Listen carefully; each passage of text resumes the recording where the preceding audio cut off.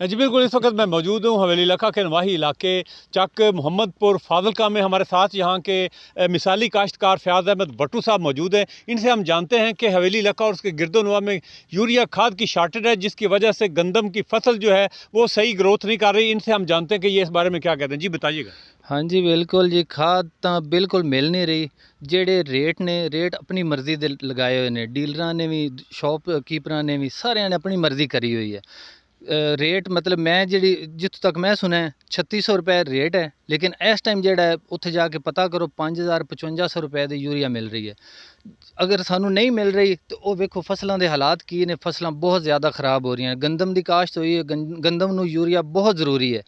तो असी तो रिक्वेस्ट करांगे DPO साहब नू कि मेहरबानी करन। जी नाज़रीन, इनका कहना है कि हुकूमत पंजाब और डिप्टी कमिश्नर उकाड़ा से इन्होंने रिक्वेस्ट की है कि किसानों को खाद की फराहमी जो है तरजीही बुनियादों पर यकीनी बनाई जाए। जी।